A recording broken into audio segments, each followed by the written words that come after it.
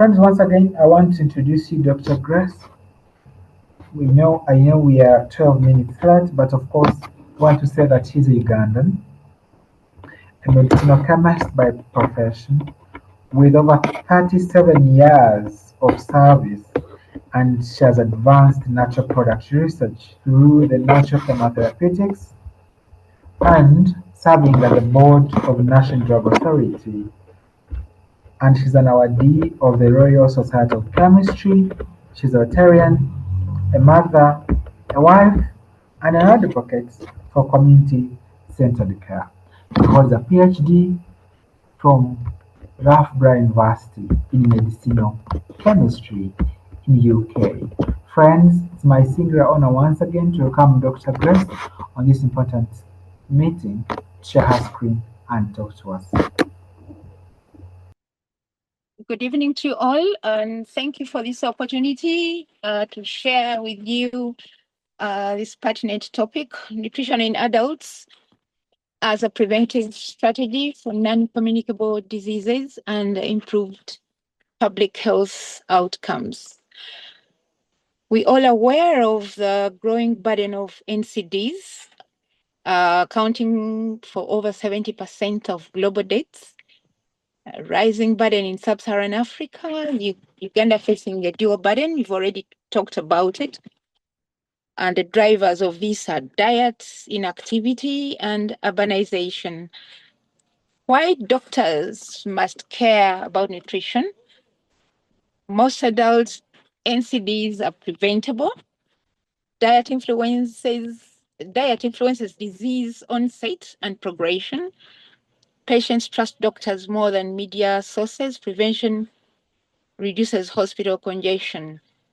We see a pathophysiological link between nutrition and disease, driven mostly by poor diet, which usually leads to chronic inflammation, insulin resistance, especially in diabetics. I do share about diabetes with passion because personally I'm diabetic and I share a lot from this angle, not as a specialist, but as an affected party. The issues of endothelial dysfunction, oxidative stress, nutrition acts upstream of most mechanisms. Again, continuing with why doctors must care, most adult NCDs are preventable. Sorry, I think I've gone backwards. Chronic low-grade inflammation seems to really propagate these challenges. And this is usually supported a lot by ultra-processed foods. In our society, we have plenty of these, beginning with wheat. You see wheat features a lot in chapatis, mandazi, bread. These are ultra-processed, and the reason why these are so highly available is because the demand is on the high, and of course people in business will go for what people really want, but they are propagators of these non-communicable diseases through increase of inflammatory markers, and of course they are behind obesity, adipokines, the cytokine release, and elevated CRP linked to cardiovascular diseases, diabetes, the rest of that. When you come to insulin resistance, which is really central to most of the NCD mechanisms, we really see this, like we've said already, linked to refined carbohydrates leading to hyperinsulinemia, visceral fat. We see lots of men looking like they are going to the maternity ward. The pancreatic beta cells get stressed. And of course, the result here, metabolic syndrome and the type diabetes 2. Gut microbiome and NCDs, these are really propagated a lot from the low fiber diet. Like I've mentioned, most of our foods are over processed. Actually here we have to encourage our people to go back to the basics, to eat food as plain as picked from the garden. When it comes to hypertension, the nutritional prevention strategies here, we need to guide our people to reduce on sodium intake. You see a lot of purified salt. Little do we know that we would be better off with unpurified salt. Good enough with these days, we can see the pink salt, Himalayan salt, black salt. But unfortunately, when you get some of these good things, then of course the fake ones also come into the diet on the bucket. Increase potassium-rich foods, promoting DASH-like diet, reducing processed foods. So here the impact would really be visible in that, like at least 5 to 10 millimeters of mercury systolic reduction and significant stroke risk reduction. With type 2 diabetes, we really see this a lot. If we could endeavor to guide our people to at least to have moderate carbohydrate intake, get high fiber, low glycemic index foods. I think as a country, we don't have specific food tables, but we can endeavor through our agencies like Food Science and Technology to really map out glycemic index foods and guide our people appropriately, go strong on weight management. And here are the clinical outcomes. At least would see reduced HbA1c, delayed onset of diabetes, and possible remission in early disease. With cardiovascular diseases, we need to look at the following goals, like reducing of trans fats. These I've seen a lot in what we call like margarine. We have these rampant adverts putting things like margarine and high on the pedestal. It has this vitamin A, B, C, D, but we forget it has trans fats that can contribute a lot to cardiovascular disease. We need to look at the way we can increase on omega-3, mostly through fish. But then the other sad side is when you hear of some people catching fish through using poison. So that's a public health issue. We need to look at the policies running around in to really guard against to ensure that we have good public health. All these things have to be looked at the same time so that we push for people getting in omega-3 to cut down on cardiovascular disease, especially the age category. In that age category, and I see need of advice on what to do, what to use. We are in a country gifted by nature, but just lacking knowledge of what to do. Things like avocado, which is so much available. How do we get in to use it so that we can manage diabetes well? Encouraging plant diversity, maintaining healthy BMI, and the mechanisms, again here, improved lipid profile, reduced inflammation. Yeah, obesity, excess calorie intake. These days, I think indicators of obesity are so much around. There are lots of high sugar beverages, beginning with the yogurts, At the same time, there are those good ones like natural yogurt, but there is need to be guided regarding on how public can really select these with intention. Sedentary lifestyle, this begins with sitting. For those people who go to diversity of functions like the Kwanjula of in our systems here, if you are to Kwanjula every weekend, you're gonna sit for many hours. You seated, you go away in a border seated, you are in a car seated, So all these risks they take in this fraternity. I know I'm talking to fraternity of health workers engaging with the public. Let's really devise means of taking this information out there and getting people to see, like they said that the sitting of today was the smoking of yesterday, and diabetes, hypertension, stroke, and of course the ultimate cancers. When we come to cancer, still depending on the stage, a lot can be prevented through nutrition, beginning with we have to mind what we eat, but where it ends, like in the colon, if we invest in high fiber, would reduce on colorectal cancer risk. If we limit processed meats, these are the sausages, the hot dogs. What people think is so trendy. We're having lots of similar outlets coming in plenty in Uganda. I'm not saying they shouldn't be there, but one should just be disciplined in a sense that if today I had this really fiberless, high processed meat pack, at least let me just have it once a month and balance it up with vegetables and water and then exercises and then increase on antioxidant rich vegetables, promote whole foods over ultra processed foods. Looking back at that typical Juliro, like in the Buganda region here, I think these were good meals prepared organically in banana leaves. Of course, you start out with a banana leaf that is green, it ends up with another color, which means all the chlorophyll has been extracted and gone in there and gives you some magnesium, because with the elderly, as we are aging, sometimes we deplete those minerals. These minerals are depleted in our bodies and we start getting sagging muscles, you see, and we don't know, we don't link it, and we think, that's aging. But remember, this is linked to muscle mass loss, and we are not aware. Meanwhile, we can be mentored into what those indicators of sagging muscles imply, and then we are guided on getting back some of our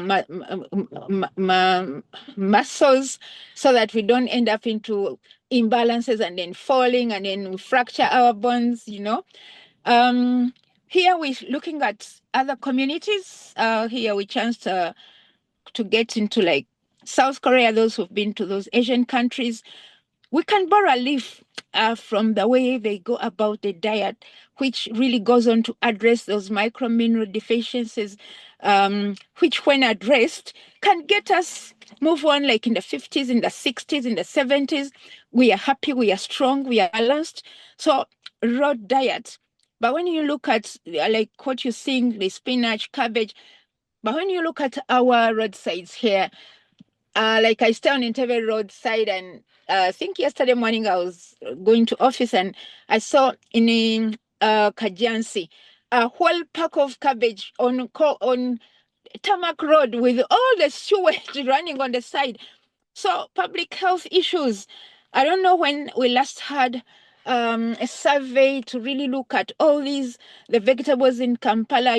Research has been done to map out heavy metals maybe in the mayuni we eat, and we like these things, but then we have a challenge of the sources, the contamination.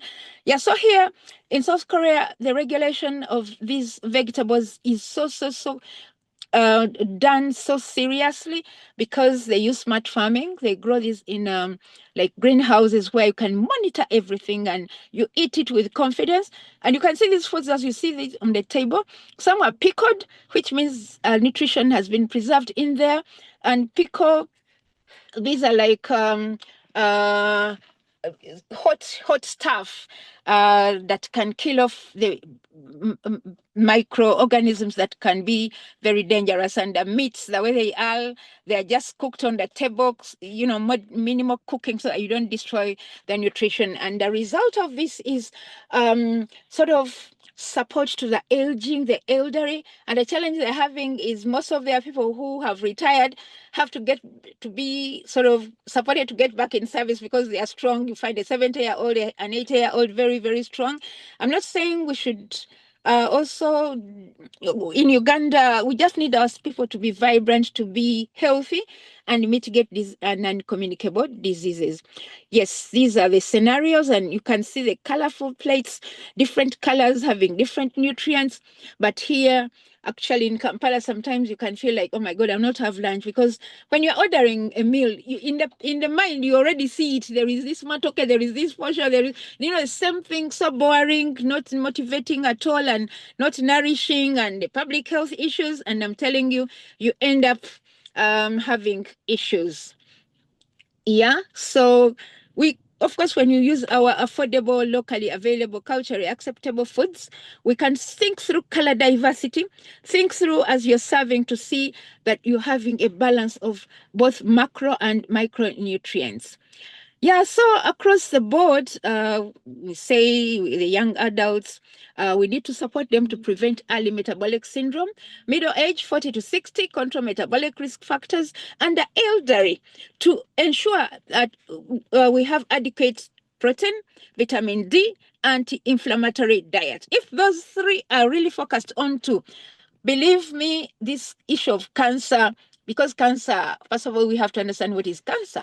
These are cells that defying the laws. They're no longer dying, but the body ideally should have a system of getting these cancer cells get into self-destruction.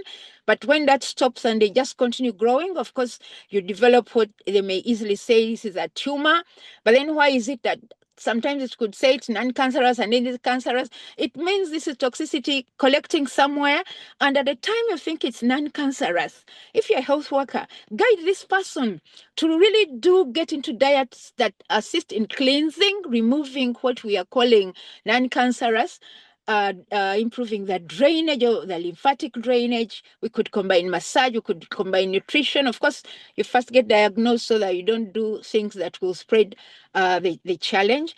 And then, of course, even if it's a cancer and somebody is taken on to be given chemotherapy, radiotherapy as deemed appropriate, this should be combined with nutritional guidance in a sense that you minimize on the side effects of chemo. But then when you see people undergoing these standard of care treatments sincerely, they're so scary, and you see somebody just being traumatized, the whole person is losing hair, doing this. But when you combine with these other approaches of beefing up on nutrition, improving on immunity, because cancer goes hand in hand with lowered immunity, we cash in on these exotic nuts, like Brazilian nuts are full of selenium. If somebody had a nut a day, that's selenium. And I mean, this is all about engaging and knowing what is in there, what can our people have. So that they go through, okay, chemo if they have to go through it. And then afterwards, they are told, beef up on nutrition. But the thing is, when people come out of like this chemo, they say, the tumor is gone and whatever, I'm okay, I'm cancer free. I'm telling you, small time, the whole thing comes up aggressively, and in a few months, the person is gone. And this trauma goes on. One family loses a lot. Here, insurance is not yet so much on our side. Families get traumatized when one person digresses into these non-communicable diseases as lined up. Like you can start out with diabetes and it ends you into cancer. Or even if it didn't do that, and you end up amputated and you get blind, and the whole family is really traumatized. So economic impacts of nutrition-based prevention. Prevention reduces dialysis burden, stroke admissions, insulin dependency, long-term medication costs, nutrition intervention. There is high return on investment. So the role of medical doctors should screen dietary habits routinely, prescribe nutrition alongside medication, incorporate lifestyle counseling, collaborate with nutritionists, and TCIM practitioners. This is traditional, complementary, integrated medicinal. By the way, next week we are in Kenya, where an official launch of traditional, complementary, and integrated medicinal model for East Africa is going to be launched, and I'm going to represent Uganda in that scenario.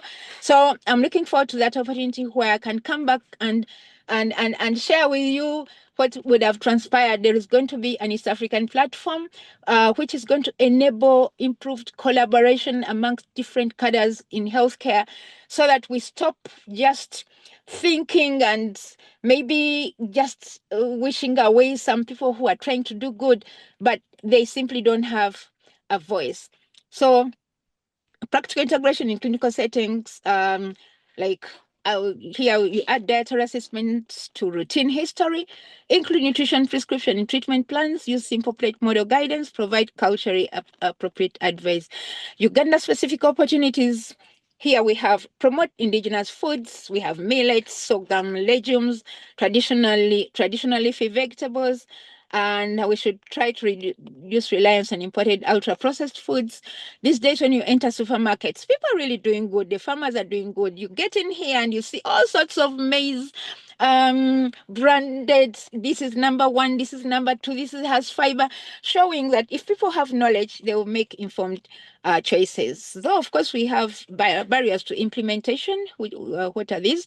Limited nutrition training in medical school, time constraints in clinics, patient adherence challenges, food marketing pressures. Strategic recommendations: mandatory CME in clinical nutrition, include nutrition in NCD protocols, establish hospital nutrition counseling units, policy support for healthy food environments. Take-home messages: nutrition is foundational, not optional. Most adult NCDs are nutrition responsive. Prevention is more cost-effective than treatment. Doctors are powerful agents of behavior change. The future of NCD control lies not only in pharmacies, but in our kitchens, clinics, and communities. Thank you for listening to me. 2025 was the face of science through Science, Technology, Innovation, and the Office of the President. And thank you for the opportunity. Excellent presentation from Dr. Grace Nambatya. You are such an excellent presenter. We want to take your expertise and your experience and your wealth of knowledge so serious. And of course, we have a few questions in the chat box which we would like to write down very fast in the next few minutes. Those on sending flowers, hearts, please keep them coming, for you are so genuine and kind. Now, the first is from Anya Accord. She asks the practical recommendations on sugar, salt, and of course, especially for adults, specifying that no more than maybe 1 teaspoon of sugar or salt per day. Maybe Dr. Grace, you could also maybe type in the chat box so that we can, yeah, maybe for some questions, because they are really quite vast. But let me read a few, as maybe you are seeing some, so that we can manage time. Please keep those flowers coming for Dr. Grace. She has explained the power of nutrition and why we should not take it for granted. And I like the fact she said that nutrition should not be treated as an option, rather um, as a must. So that approach is stopping hypertension. DASH diet, Dr. Grace will give more highlight on DASH diet. Mr. Manuel Odongo Kero wants to know the dangers of eating poor quality taking beer in the evening hours on a daily basis. Odongo looks like you have money. Why would you do this on a daily basis? Okay. Then also from Mr. Jacob Bokino says, elaborate more on diabetic plates. Perfect. Nice questions here that are practical and evidence-based. From Miss Gloria, thank you so much, Dr. Grace. The presentation is okay. Though we talked doing more of greens, and to be honest, greens of these days are really so terrible. You go buy them and don't you realize it's oversprayed. That's even washing it alone is really not enough. How I wish there is a way this can be improved, would work better. Thank you for the good presentation. Wow. And Hawa has replied, ideally one should have vegetable garden at home. This enables one to consume quite a vegetables. Perfect reply. Each household should have maybe backyard gardening. Yes, the same answer from Mr. Jacob. Yes, perfect discussion here.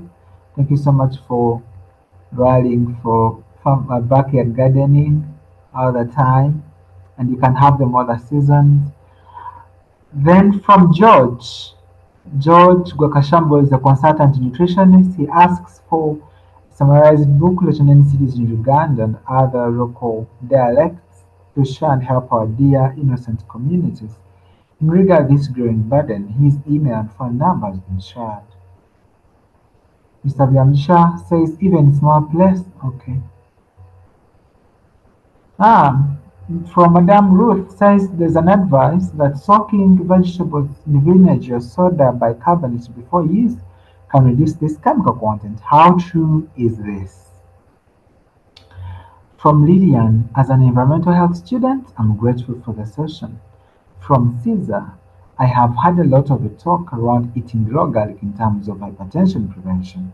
rectal and esophageal carcinoma prevention. How true is the talk? Also, the intake of soursop in cancer prevention. Wow.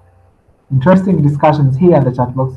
This shows how active and serious you are. This is very important for our consumption. Um, from Patrick, given high volume of supper vegetables and fruits and checked for presence of high metals, what are some of the safeguards and preventive measures for our population? From Sylvia, she asks for a comment on use of magnesium glycinate and vitamin D3 supplementation in management of hypertension. Wonderful, wonderful. From Ivan Azavo, what's the impact of eating red pepper on a daily basis in relation to non-communicable diseases? From Anthony, if someone talks about diabetic plate, what do they really mean? From Ruth, once again, what's the role of hemp in cancer diets or prevention? From Auma Christine, I work in Karamojo, where there is limited natural food due to poor weather conditions. How best can the community members be helped to prevent NCDs? We are about to finish the questions. From Linda says, and genetically modified foods also increasing the risk of NCDs, given the fact that farmers are now looking more to get growing those. Dr. Eve Namisang is here. I'm happy to see you. She asks an advice on foods for weight loss in menopause. Thank you so much. Thank you so much, our Vice President for Uganda Medical Association, Dr. Wilberforce Kabweru, for coming here. We take your expertise so serious. From Emily asks what are the health benefits or the difference is when one eats cooked salt or cooked salt. Is their chemical nature affected? I think this is the last question. Elaborate more on nutrition diet for person for DM1 and DM2. And the use of honey in diabetes. And lastly, from Amos, what advice would you recommend to hardening community very reliant on milk and its products with more prevalent cases of obesity and associated NCDs? Thank you so much, friends. And of course, we'd like now to go back to the questions. Dr. Grace will answer all of them, and I'll be typing a few answers also in the chat box so that we can keep on track for time management and others. Dr. Grace, carry the microphone as I answer a few questions, maybe. Thank you so much.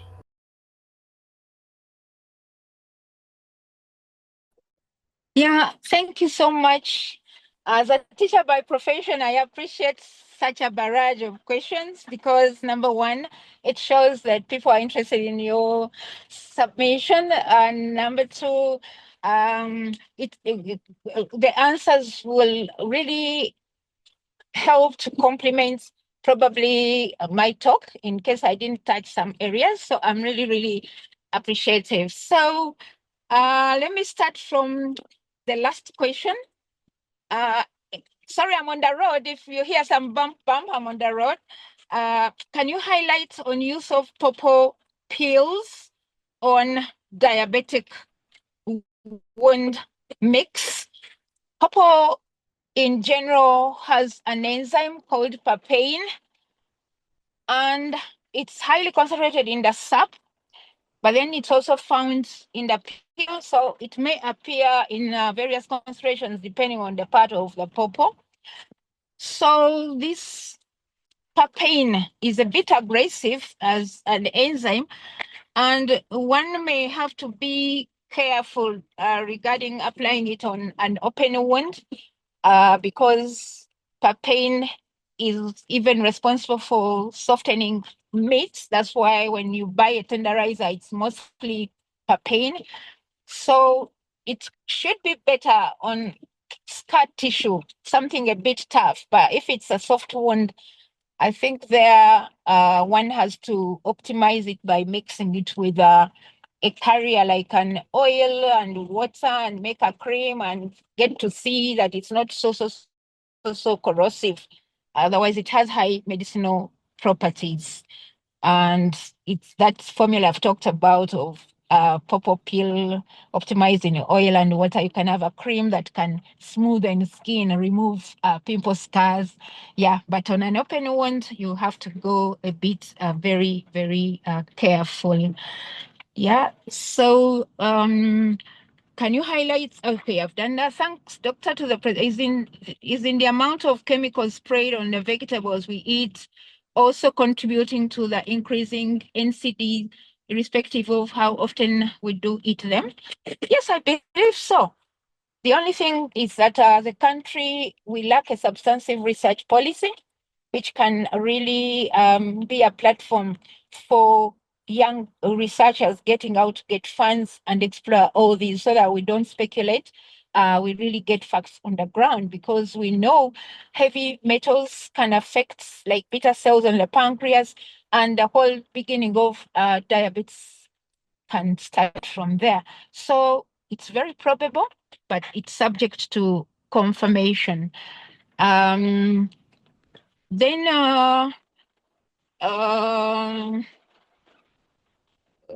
what advice would you recommend to herding communities very reliant on milk and its products with more prevalent cases of obesity and associated NCDs? Still, this is a research issue. And when we talk about NCDs, we need also to look at how much research funds are committed in there. I know after COVID, the funding started going up after realizing that immunity was very key in influencing the seriousness of COVID-19, and people went down with NCDs after realizing that the COVID virus would affect beta cells and all that. So in the herding communities, I think since we're getting up milk products coming up in plenty, there is need to get more into the food science and look at the quality of that milk and the implications of people who take their milk as main diet.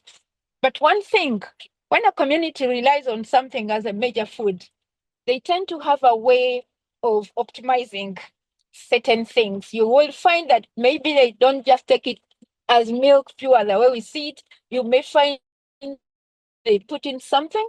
As a researcher, I've lived to really see this because we've gone all the way up to, say, Karamoja, and you find there is a way they take their milk. We just need to look into, what happens when somebody mixes milk with blood or they mix with the herbs. Nature has it that they have a way of handling because they wouldn't survive if they just handled it the way we think. So still that is a research issue, and it would be very interesting. And talk of milk again, we would have a chance of looking at how people ferment this milk into yogurt, because fermented foods are found to be very beneficial, especially to non-communicable diseases like diabetes. Why? Because there is this whey protein in there, which is very useful, especially in supporting regaining muscle mass. And there is vitamin K2, which helps one to optimize all other vitamins eaten, like vitamin C, all the vitamins we talk about. Incidentally, they may just pass through the body if you don't have K2. K2 is picked from that yogurt, which is processed so well. And when you read literature, they prize a lot Greek yogurt, but we could have yogurt from Ankole, maybe even better than Greek yogurt. So what we need is research to bring out those critical factors, and then good to go. When you talk about elderly, 55 and above, losing muscle mass just like that, and the arms become flabby and somebody's weak, they need that yogurt, they need cheese. You see cheese in the supermarkets, but I hardly see Ugandans picking cheese. Meanwhile, it's one of those foods that can support your body when you're sleeping and the body is being repaired. It looks around for proper nutrients, and when you don't have them, the body turns against itself and scavenges itself, and then you just lose weight, unexplained weight loss. Meanwhile, you just need to know what to put in your diet got to change every 10 years. And then you grow up well into your 70s, your 80s, and you're looking great. Yeah, so emphasis here is research. Can we have this food-related research so that this food for real becomes our medicine? But as long as it's not researched, we cut down chances of making it our medicine.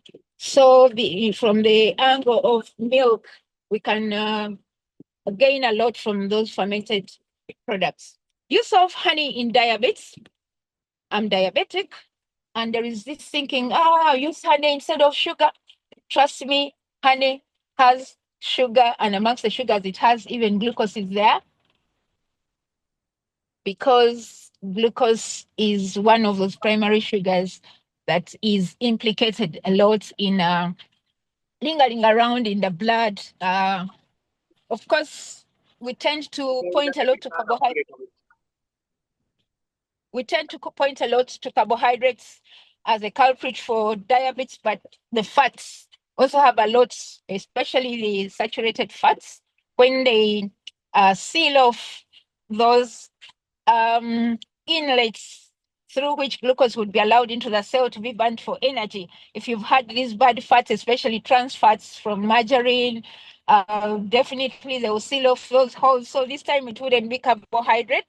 And insulin, it has no way of opening up. And then, of course, you're really down. So honey also has that sugar that is unwanted, to the level that if you use it, because of course the diabetics still also need some sugar, you use very little and drink water to wash out. But these days, don't worry, there is good news. There is a great fruit, and we have it at our institution, from which we've been able to get calorie-free sugar, better than even stevia in terms of taste, because stevia leaves an aftertaste that is unpleasant. And this one, you just use a drop or 2 drops in your tea. And I'm telling you, it's great. No calorie addition. And we've been able to really see it's great, and it can be accessed. That one, you can reach out to access this.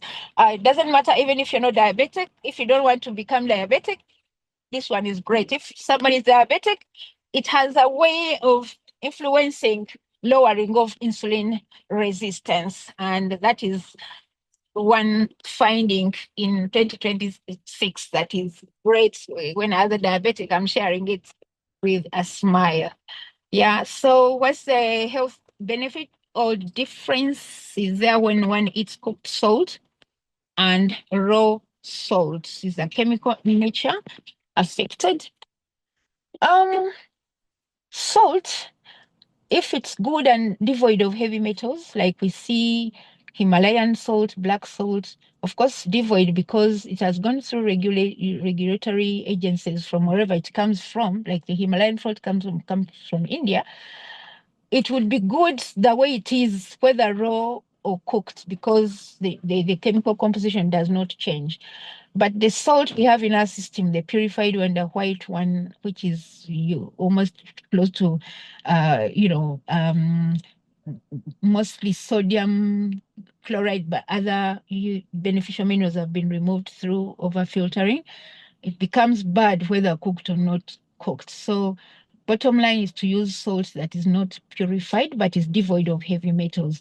And you can access this from good quality supermarkets, because we trust that they care to put quality products on the shelf.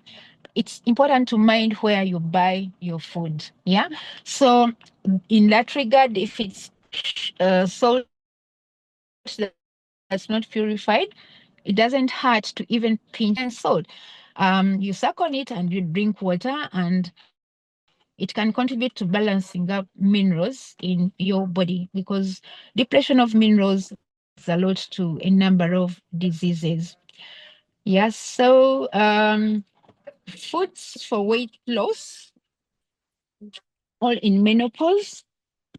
These are mainly vegetables and fruits. We would say that's high fiber, low energy carbohydrates. These are the fruits and vegetables. Yeah, because high fiber ensures that the sugar trickles down in our blood, not at a terrific speed. And when you have them whole, you have these minerals in complements the way they were created. Because people who are not in Uganda or in some other countries, they don't have the luxury of having what we're having in Uganda. The way we're talking here, we're talking in a country that is rich and it has it all. Otherwise, other people or some of your children, wherever they are, they have to have frozen things, things they don't understand. But here in Uganda, if you can have low energy, these are the high fiber, low energy, they will tone down hormonal balance, and because with menopause there seems to be hormonal imbalances that lead to people having unwanted like high temperatures and all. But just go back to the basics, have food the way it is. If you want to use some oil in your food, the best oils to use are like olive oil, avocado oil, coconut oil, but you have to check your blood group and see which oil goes best for you. And these oils don't need heating. You just garnish them, you're like on your salads, add a little lemon. All these combinations help to ensure that when you eat them, they'll get to where they are needed. So in Karamoja, where there's limited natural foods due to poor weather conditions, how best can the community members be helped to prevent NCDs? I've been to Karamoja before, and as of hours as we really vie around for herbal medicines, and I asked the same question. In fact, I was very specific. I said, "Hey, you people, how do you avoid diabetes and obesity?" Oh my God, I offended them because for them they don't have food. Yeah, in fact, it's like, I mean, I really offended them, but nature has it. We may think food is hard to, they have their own food. First of all, I know mostly they use milk and blood and some vegetables. They have, it takes time to learn. You can learn what exactly is their food, because if you're not from there, you may think there is no food. Maybe that's this thing, talking about people who may not be hailing from there.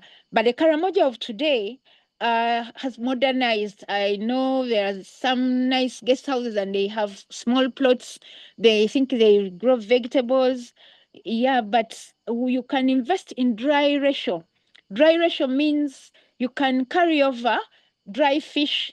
Drying is a way of preserving. You can invest in getting dry material from neighboring areas like Soroti, and and maneuver. But I think you can't fail to get yogurt there. They are cattle keepers.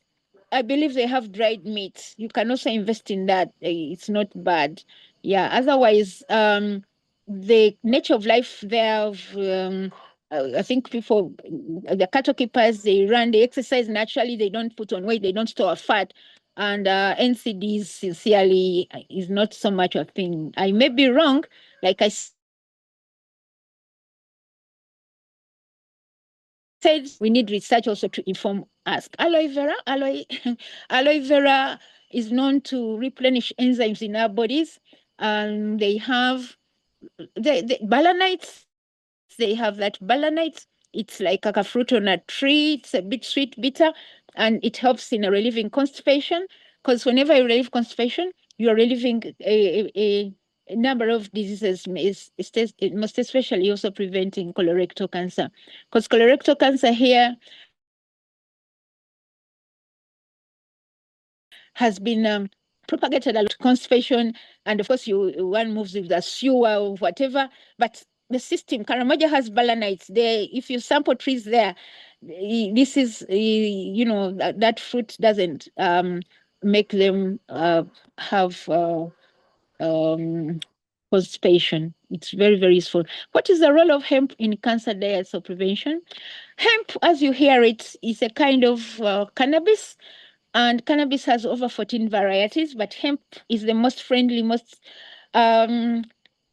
what I could say, gentle regarding chemicals in there, because In cannabis, we find two main components. There's cannabinoids and tetrahydrofuran something, which makes people high. But this hemp has the CBD cannabinoids that are really good. You know, in a human being, we have those cannabinoid centers in the body.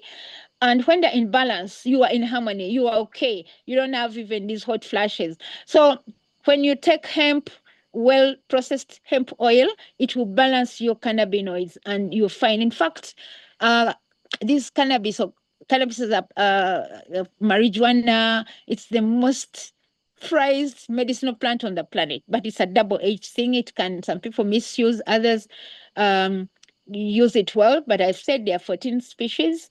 And because of its benefits in medicine is the reason why it's still existing today, much as it has the other controversies. But what it takes is for a country to regulate. It's just about regulation so that these products go to the people who need them, like other products are also regulated, you know. We see tobacco, we see there is this one in Uganda is called Mairunji. All these are things to be regulated. Otherwise, hemp, you can have medicine from it, which can handle complicated situations, lupus, even diabetes, but it must be standardized. And these products, when standardized, should go through the National Drug Authority. And of course, even growing all these plants is not is illegal. You need to have authorization. And this is the main authorizer in the country is the Minister of Health. If someone talks about diabetic plates, what do they really mean? Yes, diabetic plates, there is need to think through the balancing of the carbohydrates you should have, and you're better off with low energy, uh, low energy carbohydrates like vegetables and high fiber. These are like French beans. These are available on the market. We have courgettes. We have cabbage and purple cabbage. Whenever you see these purple colors, these are antioxidants. They remove cancer from our bodies. We all have cancer cells. Every day cancer cells do die. It's only that in Uganda, by the time you're told you have cancer, this cancer has been growing for over 8 years. So if every day we detoxing can be through eating these dark leafy vegetables, different colors, flavonoids. For us in phytochemistry,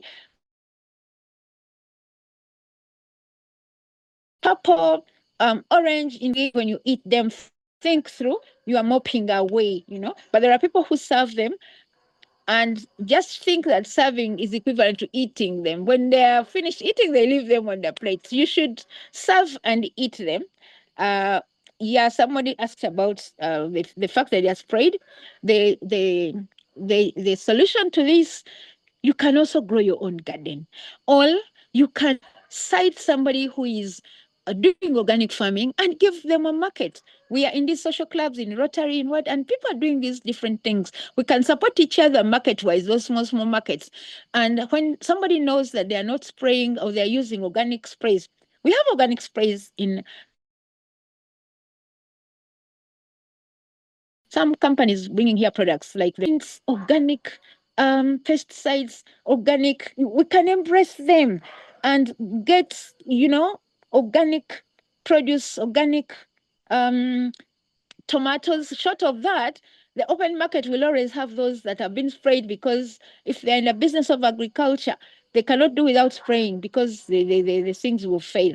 So the way forward is to make your hands dirty a bit, do green farming in your home, urban farming, all support the person doing farming so you can have what you want. Yeah, please comment on the use of magnesium glycinates and vitamin B supplementation in the management of HTN. Maybe the person asking this could post the question again. HTN, I'm not getting it clear, though I know vitamin D3 Dr. Grace, supplementation. HTN is hypertension. Oh, hypertension management. Okay, please comment on the use of magnesium glycinate and vitamin D3 supplementation in the management of hypertension.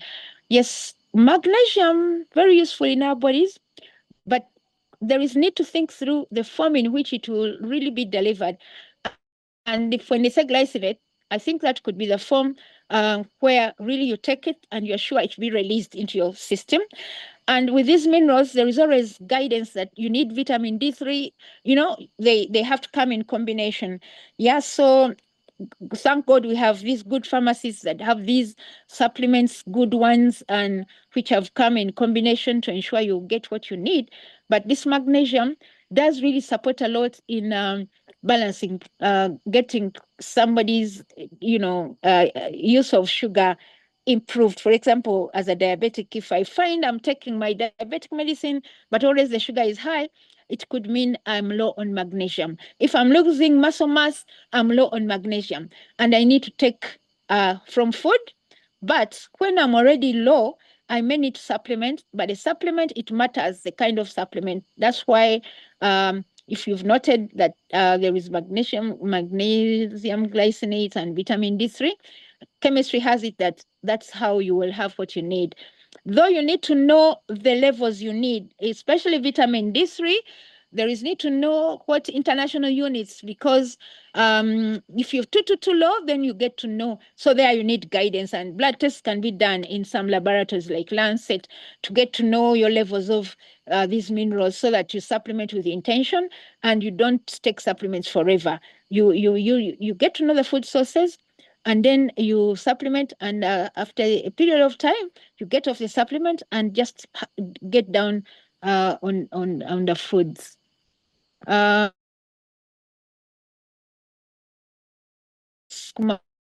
a lot of magnesium, but the taste may not be pleasant. There is this green stuff in water, we call it enkonge, but you cannot take it as it is. It could be contaminated with some cyano materials, but you can get it in form of spirulina. Spirulina is great. It's a unicellular plant material in form of tablets or capsules. Or some people take it as sushi. The Japanese, those people take lots of those things, and this green stuff will replenish your magnesium. But spirulina, in addition, is high in protein. You don't always have to just pump yourself with meat because you need protein. You need to know the high protein sources. There is quinoa, there is amaranth seeds. All these foods are there. I see them in Carrefour. The high-end supermarkets have all those, because they know expatriates go there and they look for these valuable foods, because from their countries, they know by research, by a certain age category. You don't just sit and eat what people have always eaten, but you eat with intention. You combine this, you combine that, but we can follow them and copy them. After all, the supermarkets are here. Yeah, so given a high volume of supply of vegetables and foods unchecked for presence of high metals, what are some of the safeguards and preventive measures for our people? Yes, like I said, grow it yourself, or get to know who is growing it, and get into looking into some of those practices. What are the soils they are using? Are they checked a bit? We have agencies, we have Kawanda, so we can really do a little bit, put in some input in terms of in an endeavor to get what we need. And we need to know that we even have GMOs on our market. You may not know, because there are procedures of labeling. Like when you read about some issues in developed countries, they debate on, should I label my food or shouldn't I label it? So if they win and say no labeling, you may be already eating a genetically modified thing. It can be in oil. I hear there are lots of issues with what we have on the market. But the trick here,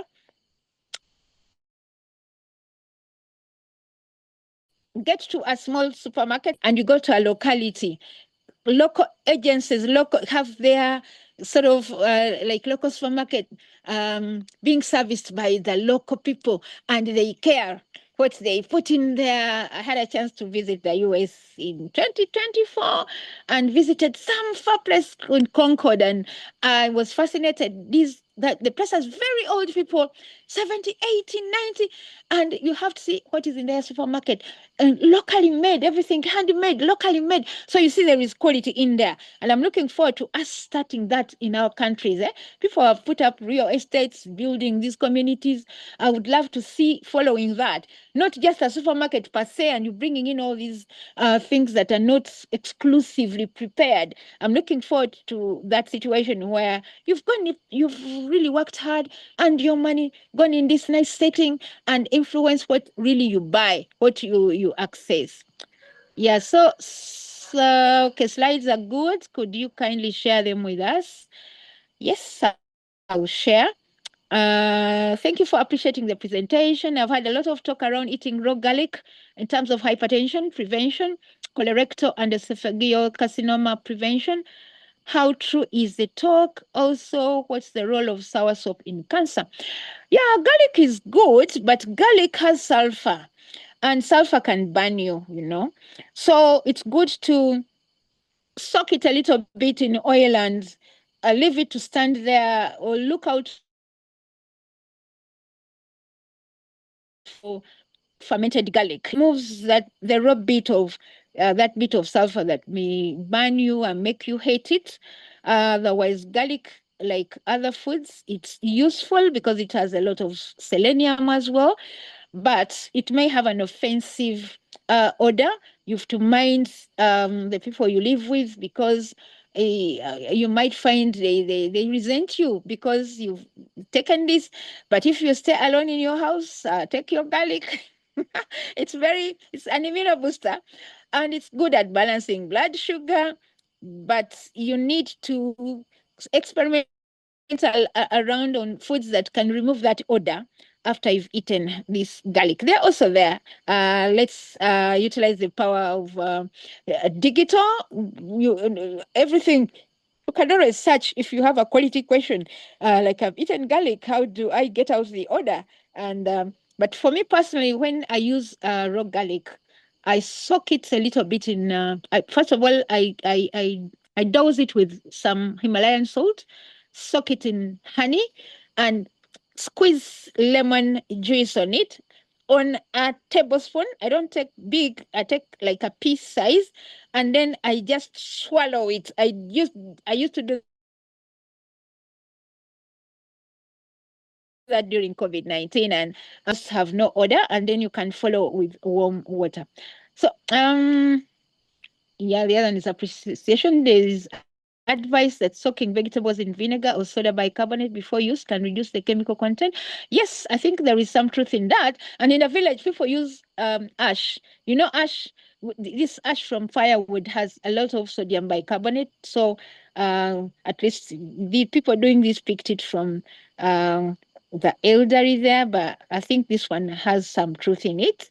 You can soak, especially people who are willing to really labor a bit. But people these days who are lazy, they will not do that. But I think this really has some sense in it, and you can have a way of exploring the truth about it. Yeah, so now I think the next one was about green vegetables. I think it's better we all do farm our own greens at home. Yeah, you could start with one. You can use a flower pot to grow a vegetable. We look at these flowers, but we don't eat them. So you can start small. The most important thing is for you to get started, and then you enjoy eating what you've really nurtured. And if you're in an environment that is not very clean or conducive, invest in a small greenhouse. It's expensive, but I'm telling you now, if you greenhouse, you'll harvest all the year round. Like you've been part of creating that. I would like to develop a summarized booklet on NCDs in Luganda and other local dialects to share and help our dear innocent communities in regard to this growing burden. While this is a good idea, the challenge in our communities, even the elites' reading levels are very low. And we may need to also explore other ways. Could it be a recording? Like for me, I've packaged most of my talks in terms of CDs, but I'm also on TikTok, hashtag AgeWellUganda. If you go TikTok, target well Uganda. I'm always giving anecdotes of this information. I try to unpack what comes policy-wise in the Ministry of Health. And this year, 2026, I've dedicated it to non-communicable diseases. And when I do TikTok small clips, then I develop fully fledged YouTube teachings. I invite you to my YouTube channel, Age Well, and you will really use local content. I do in English and in Luganda. They requested 4 booklets. There is one on diabetes. Katse, my daughter, who is has a master's in global health nutrition. It guides you on your daily meals. How do you organize your meals as a diabetic? But even before you are, even if you're not diabetic, you may be pre-diabetic. You know, when you're pre-diabetic, you've not already you haven't as well been announced diabetic, but as long as sugar is above the normal, it's already doing havoc in your system. It's damaging your optic nerves. It's really so. This book is available online. It's also online. We also have physical copies. I have a shop in Mulago opposite Heart Institute. As you go to Pastor Kakande's church, there is a shop. It's well branded, Natural Therapies, and that booklet is there. It's a guide on how you organize your meals. But according to this request, we can, I think we also have one on mitigating cancer through diet, a very simple one at 5,000. I think we can package others, and also in Luganda. I can really author books in Luganda. I'm so passionate at information sharing. So I'm going to take this on, and yeah, so, but we just need to see what fits where. The different languages, we need translators, and they are there in Makerere University. It's a good exploration. We can share this effort. Is it possible to produce, I think the question, thank you so much, Doctor. The presentation is still okay, though. You talk doing more of greens. And to be honest, greens of these days are really so terrible.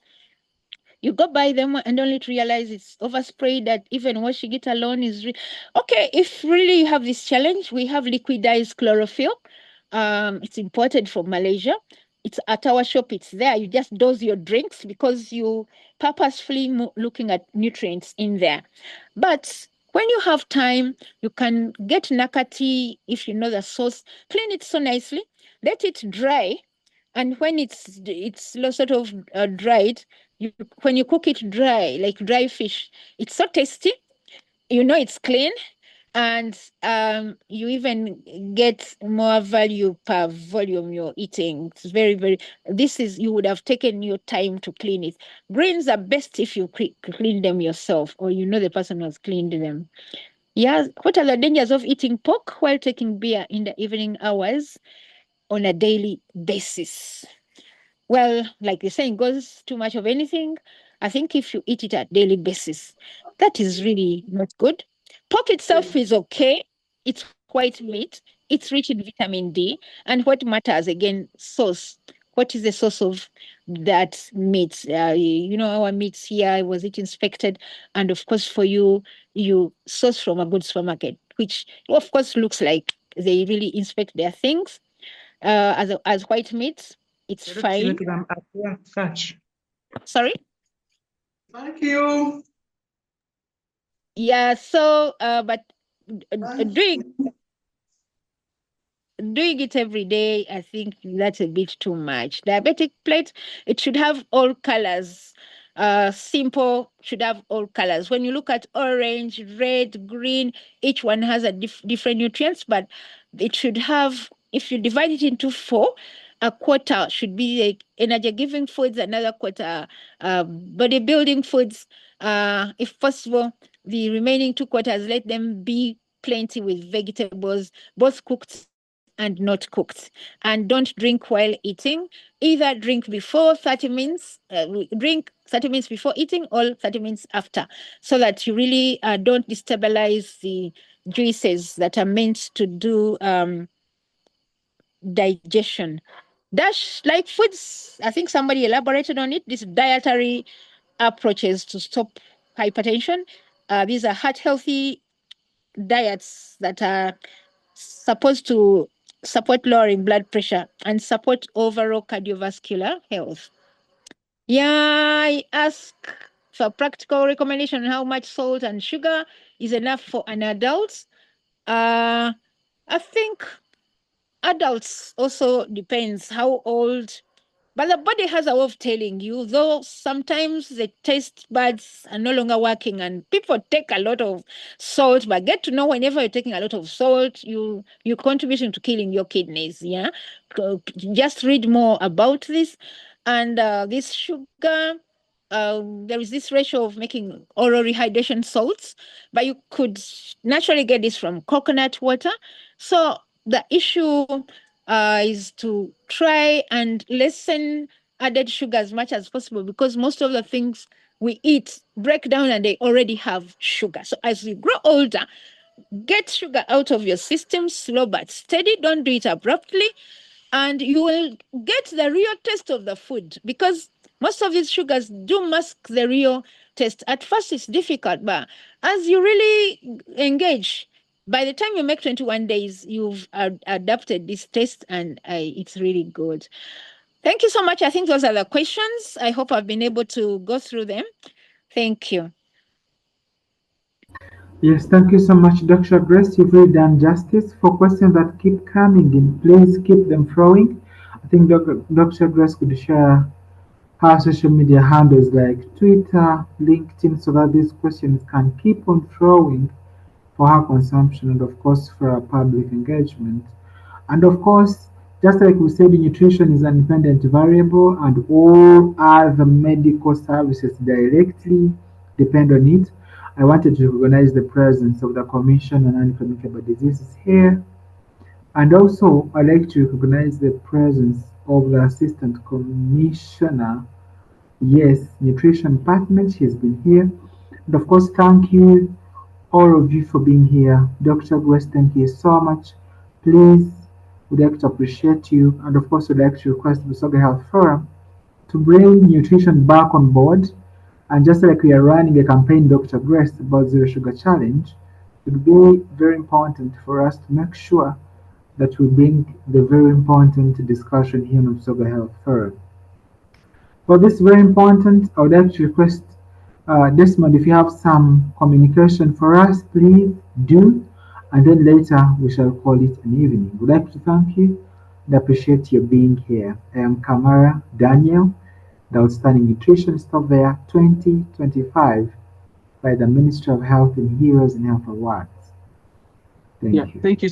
Thank you so much, Daniel, for moderating this presentation. And Dr. Grace, thank you so much for preparing such a wonderful presentation. I would close the session, but I don't have a PhD, and I want to invite Professor Peter Woiswa to close the session. Over to you, Claude.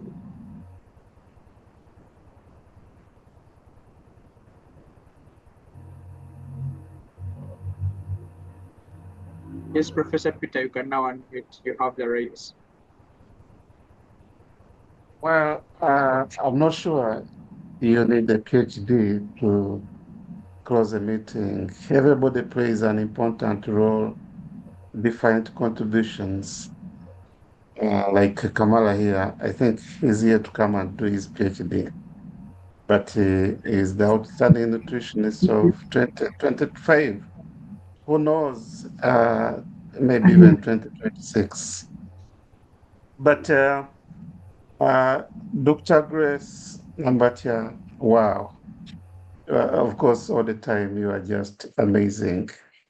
The knowledge, the energy, and especially the local is amazing. And thank you for your fights. You've been transformational. But as you said, you need so many people to join you. We need money for research. And I think we still struggle with our government. They think so much about physical things like gold, oil, and the power of this research, especially research for products like this, is so critical.